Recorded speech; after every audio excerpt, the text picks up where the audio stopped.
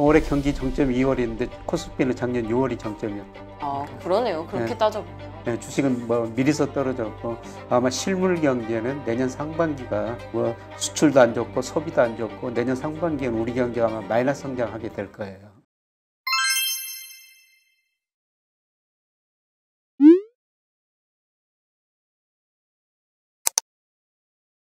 안녕하세요. 김혜익의 경제스쿨 시청자 여러분. 오늘은 한국 경제 경기 순환상 어느 위치에 있는가라는 주제로 이야기 나눠보고자 합니다. 먼저 교수님 소개해드릴게요. 교수님 안녕하세요. 네, 안녕하세요. 네, 교수님 요즘 이 한국 경제가 대체 어느 정도 수준에 와 있는 건지 정말 궁금한 분들이 많으실 것 같아요. 최 MC 경기가 좋습니까, 나쁩니까? 안 좋은 것 같습니다. 안 좋은 것 같아요. 네, 왜냐하면 저는 굉장히 좋을 때 들어왔기 때문에 더욱더 그렇게 느껴지는 것 같아요. 그런데 일단 경기라는 단어 자체가 뭔지 정확하게 잘 모르겠거든요. 한마디로 국민 경제의 총체적 활동 수준이다. 그러니까 어떤 산업은 경기가 좋을 수 있고 어떤 사람은 나쁠 수도 있고 뭐 개인에 따라 가지고 어떤 분은 경기가 좋다고 이야기할 수 있고 나쁘다고 이야기할 수 있는데요. 이걸 떠나가지고 총체적으로 경기 상태를 의미하는 건데요. 그런데 경제 지표라는 게 장기적으로는 계속 증가해요. 추세라는 게 있죠. 그런데 추세를 따라서 경제 지표가 추세 2로 갔다가 밑으로 갔다 이런 사이클이 존재하는 거예요. 그래서 이런 거를 경기라고 그럽니다. 그래서 경기라는 것은 늘 좋아졌다 나빠졌다 이런 반복을 계속 해가는데요. 가장 나쁜 점을 경기 저점, 좋은 점을 경기 정점이라고 그럽니다. 아, 경기 정점과 저점. 그러면 결국에는 경기가 항상 좋을 수만은 없겠네요. 그렇죠. 모든 게 사이클이 있는 것처럼 경기에도 사이클이 있고요. 뭐 우리가 요새 매일 건 주식에도 사이클이 있거든요. 주식도 올랐다 떨어졌다. 장기적으로 오르지만은 그 추세선을 따라가지고 올랐다 떨어졌다 하는 거고요. 뭐 부동산 가격도 요새 떨어진다 이런 보도들이 나오는데 부동산에도 사이클이 있는 것입니다. 그래서 모든 경제 지표는 장기적으로는 성장 증가하지만은 단기적으로는 추세 2로 갔다 밑으로 갔다 이런 사이클이 존재하는데요. 이런 것들을 우리가 경기 순환이다 이렇게 이야기를 하게 됩니다. 아, 경기는 순환한다. 그러면 제가 기준 순환일 뭐 이런 단어도 들어본 적이 있는 것 같은데 순환하는 기준이 되는 거를 얘기하는 건가요? 기준 순환이라는 건 경기가 좋아졌다 나빠졌다 하는데 경기가 가장 나쁜 점을 저점이라고 그러고요. 가장 좋은 점을 정점이라고 그러거든요. 그래서 저점에서 정점까지를 확장 국면, 그다음에 정점에서 다음 저점까지를 수축 국면 이런 건데요. 이 기준 순환일은 구체적으로 몇 년, 몇 월이 경기가 정점이었다, 저점이었다 이런 걸 지정해 주는 거예요. 그래서 우리나라는 통계청에서 발표해 주고요. 그다음에 미국은 전미경제연구소 MBER이라고요. 거기서 몇 년 몇 월이 경기의 정점이고 저점이었다. 이게 구체적으로 발표를 해줍니다. 그래서 기준 순환이라는 것은 뭐 2002년 뭐 5월이 경기가 정점이었다, 뭐 저점이었다 이렇게 구체적으로 월까지 지정을 해주는 겁니다.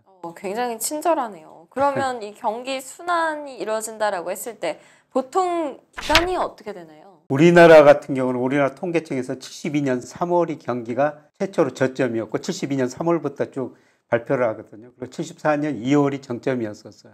그리고 2017년 9월까지만 발표됐는데 11번의 순환이 있었습니다. 그래서 경기 확정면 경기가 좋아지는 기간이 평균 33개월이었었어요. 33개월. 그 다음에 수축 기간, 경기가 정점을 치고 나빠지는 기간이 평균 19개월이었습니다. 그래서 확장이 더 기네요. 그렇죠. 경기라는 거는 좋아질 때는 경기 순환의 가장 중요한 특징이에요. 좋아질 때는 서서히 오랫동안 좋아지고 나빠질 때는 빨리 나빠지는 거예요. 특히 우리 주식시장이 그러지 않습니까? 주가도 오를 때는 서서히 계속 오르다가 정점 치고 짧은 기간에 급락해버리죠. 정말 급락이라는 단어는 너무 쉽게 나오는 것 같아서 화가 납니다. 그렇죠. 예를 들어서 우리 코스피가 작년 6월에 3,300이 좀 넘었지 않습니까? 근데 최근에 2,300까지 1,000포인트 무려 30%까지 떨어지죠. 그러니까 경기 순환의 가장 중요한 특징인데요. 모든 자산 가격 경기 순환이라는 건 좋아질 때는 오랫동안 천천히 좋아졌다가 나빠질 때는 갑자기 빨리 떨어져 버리는 거예요. 그래서 이 시점만 잘 포착하면은 뭐 여러 가지 파생 상품을 이용해 가지고 돈을 벌 수가 있는 것이죠. 그럼 보통 확장한다라고 했을 때는 2년 반에서 3년 정도가 되는 것 같고 수축이라고 했을 때는 1년 반 정도의 기간을 얘기를 하겠네요. 예, 대부분. 그렇죠. 이게 평균 개념입니다. 네. 예, 그런데 이게 뭐 평균이지 평균 학자금이 33개월이라고 말씀을 드렸는데 어떤 때는 44개월 된 적도 있었어요. 예, 그 다음에 짧을 때는 평균 학자금면 38개월보다 훨씬 짧은 17개월도 있었고요. 예, 그 다음에 수축 국면이 뭐 길 때는 32개월도 갔었어요. 경기가 나빠지는 국면이. 뭐 짧을 때는 11개월도 가고 이거는 이제 그때 시대상 당시 여러 가지 경제 지표가 다르게 변동하기 때문에 이렇게 다른 겁니다. 네. 그러면 2번. 지금은 경기 순환상 어느 위치에 있는 걸까요? 근데 이게 통계청에서 발표를 해주는데 굉장히 느리게 발표를 해줘요. 통계청에서 2017년 9월이 경기 정점이었다. 그 뒤로는 아직 이야기를 안 하고 있습니다. 한참 뒤에 가가지고 여러 가지 경제 지표를 보고 판단을 해주거든요.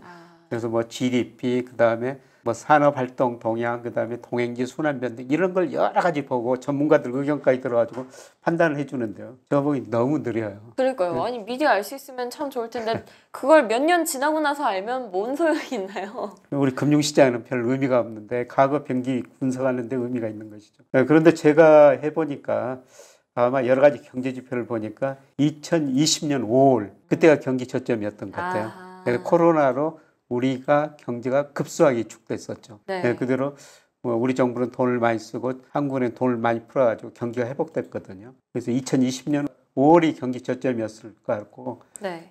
그 다음에 문제는 정점이 올 2월이었던 것 같습니다. 지금은 경기가 정점을 치고 수축 국면에 들어서는 국면이다.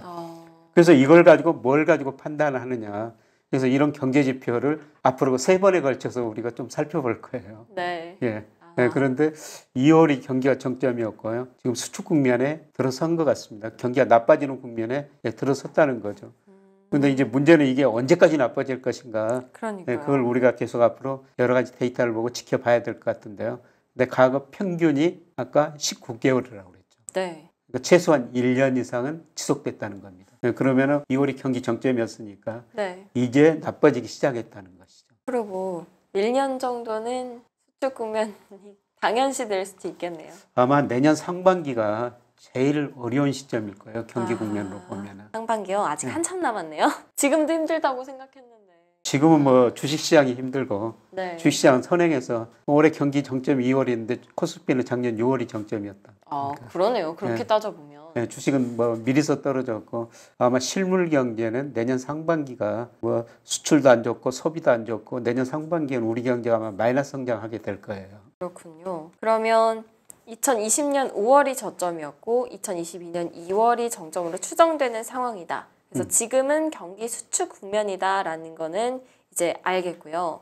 그러면 이 경기를 판단하는 지표들, 기준들이 굉장히 많을 거 아니에요. 그것들 중에는 뭐가 있을까요? 그거를 이제부터 하나하나씩 살펴볼 텐데요. 네. 우선 그 통계청에서 매월 말에 지난달 산업활동 동향을 발표해요. 여기에 뭐가 들어가 있냐면은 우리 가게가 소비를 얼마나 했냐, 기업이 투자를 얼마나 했느냐, 그다음에 기업이 뭐 생산을 얼마나 했고 출하 물건을 얼마나 파고 재고가 얼마나 쌓였는가. 네, 그다음에 가장 중요한 경기 종합지수를 발표하고요. 네. 그다음에 한국은행에서는 분기별로 GDP, 국내 총생산 이걸 발표하고요. 네, 그다음에 매월 초에 우리나라 산업통상자원부 간세청하고 같이 발표하는데요. 수출입 통계를 발표해요. 네, 그다음에 한국은행에서 심리지수, 기업 심리가 어떤지, 가게 심리가 어떤지 이런 심리지수를 발표하면서 네. 경기가 어떤가를 보여주는 거거든요. 그래서 이런 여러 가지 경제 지표를 보고 우리가 지금 경기가 어떤 국면에 있다 이렇게 판단할 수가 있는 것입니다. 이 지표들 정말 많네요. 일단 네. 통계청에서 경기종합지수, 한국은행에서 GDP, 관세청, 산업통상자원부에서 수출입 동향, 한국은행에서 여러 가지 심리 지수들까지 내주는데 이 중에서도 그럼 가장 중요한 건 뭔가요? 통계청에서 산업활동이 매월 발표되니까 이게 굉장히 중요한 지표죠. 그래서 통계청에서 산업활동 보면은 매월 말에 지난달 걸 발표하거든요. 왜 네. 매월 말에 지난달 걸 발표하냐면은 통계청에서 집계하는 기간이 걸리거든요. 기업한테 데이터 받아야지, 가게 데이터 받아야지. 네, 그래서 매월 말에 지난달 통계를 발표하는데요. 이 산업활동 동향 보면은 우리 기업들이 지난달에 생산을 얼마나 했는가, 그 다음에 출하 물건을 얼마나 팔았는가, 재고가 얼마나 쌓였는가, 그 다음에 우리 가게가 소비를 얼마나 했는가, 소비도 내구재, 준내구재, 뭐 서비스 소비 이런 게 그리고 기업이 투자를 얼마나 했는가. 이게 한 보도자료가 한 100페이지 정도 돼요. 100페이지요? 네, 쭉 한번 읽어보시면 좋은데요. 네. 네, 그런데 두 가지만 보시면 됩니다. 우선 동행지수 순환변동치. 이 동행지수 순환변동치라는 건 뭐냐면은 현재의 경기를 판단하는 대표적인 지표예요. 동행한다. 네, 그래서 한국은행에서 동행지수 순환변동치는 어떤 식으로 작성하냐면은 현재 경기에 같이 움직이는 몇 가지 경제지표, 예를 들어서 뭐 강공업 생산지수, 그 다음에 서비스업 생산지수, 수입액 이런 몇 가지 지표를 가지고 현재의 경기를 나타내는 동행지수를 만들어내고요. 네, 그 다음에 이게 순환변동치라는 게 뭐냐면 제가 김영익의 경제스쿨에서는 이 개념을 아주 자세히 설명할 텐데요. 네. 네, 거기서 자세히 설명하기로 하고요. 경제스쿨 애독자 여러분들, 올해 투자하기 참 어렵다는 이야기를 많이 하시는데요. 위기를 기회로 바꿀 수 있는 준비를 잘 해두신다면 지금이 바로 부를 축적해 나갈 좋은 타이밍이다. 그 타이밍을 한 번은 실패로 놓치지 않으면 하는 간절한 바람으로 같이 공부하는 투자스쿨도 열심히 준비하고 있으니 투자가 어렵다고 생각하는 분들도 함께 해보셔도 좋겠습니다. 설명글을 확인해 주시고요. 그럼 여러분 모두들 늘 좋은 오늘 되시길 바랍니다. 감사합니다.